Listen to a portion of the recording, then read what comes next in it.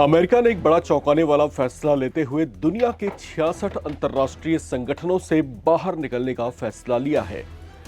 अमेरिकी राष्ट्रपति Donald Trump ने इससे जुड़े राष्ट्रपति मेमोरेंडम पर हस्ताक्षर कर फैसले पर मुहर भी लगा दी है। इसके पीछे जो तर्क व्हाइट हाउस की ओर से दिया गया है, उसके मुताबिक ये सभी वो 66 अंतर्राष्ट्रीय संगठन थे जो अमेरिकी हितों, उसकी संप्रभुता और आर्थिक प्राथमिकताओं के खिलाफ किसी न किसी तरीके से उसके मुताबिक सक्रिय थे। ये 66 अंतर्राष्ट्रीय संगठन जिनसे अमेरिका अलग हुआ है, इनमें से 31 वो संगठन है जो संयुक्त राष्ट्र से भी जुड़े हुए थे, जबकि बाकी 35 गैर संयुक्त राष्ट्रीय संस्थाएं थीं जो वैश्विक वैचारिक एजेंडे, जलवायु परिवर्तन, वैश्विक शासन और इसी तरह के अनेकों एजेंडाज पर आधारित थे।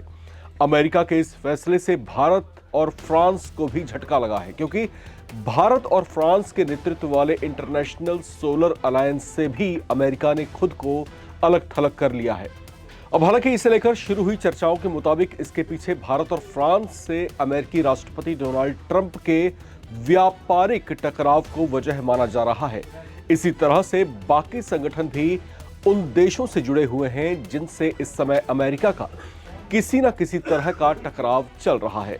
हालांकि जो बयान व्हाइट हाउस की ओर से जारी किया गया है, उसके मुताबिक उसने ये बड़ा फैसला अंतर्राष्ट्रीय संगठनों, समझौतों और संधियों की एक लंबी समीक्षा के बाद लिया है।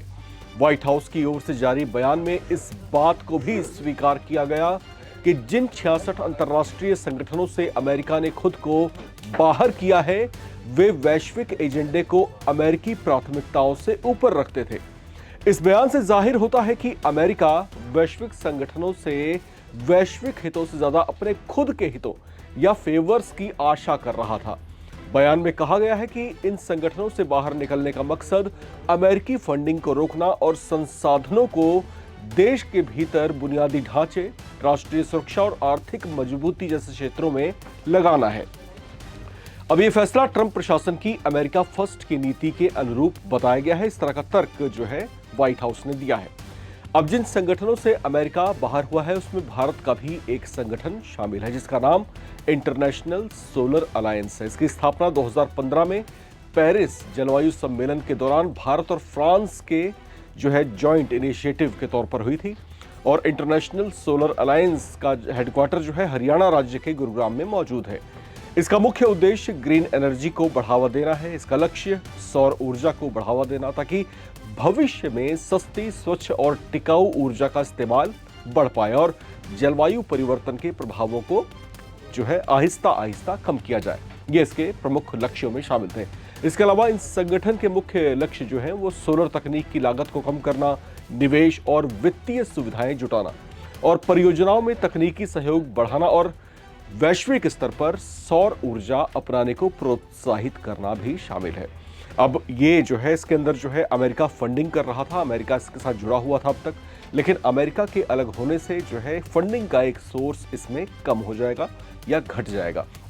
अब जो इनिशिएटिव भारत और फ्रांस ने मिलकर के लिया था, ये न सिर्फ भारत और फ्रांस के लिए ही बेनिफिशियरी था, बल्कि इसमें हो रहे रिसर्च और जो भविष्य की जो नई तकनीकों को विकसित करने की जो कोशिशें थी, वो जो है आने वाले दशकों में दुनिया के बाकी देशों को भी किसी न किसी तरीके से लाभान्वित जरूर करते हैं। लेकिन अमेरिका के अलग होने से अब कहीं ना कहीं इस मेगा प्रोजेक्ट पर एक जो है एक झटके की तरह इसको देखा जा रहा है।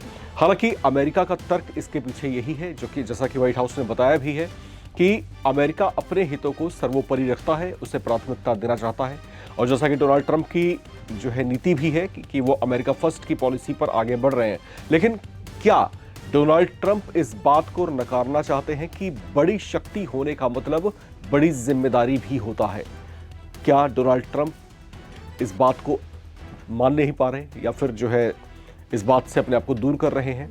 आखिर इस तरह के प्रयासों से या फिर इस तरह की कोशिशों की जो परिणति होने वाली है, उसके दूरगामी परिणाम जो होने वाले हैं, वो अमेरिका के लिए किस तरीके से घातक साबित होंगे? आपको क्या लगता है? कमेंट बॉक्स में लिख करके जरूर शेयर करें। देखते रहें नवभारत टाइम्स।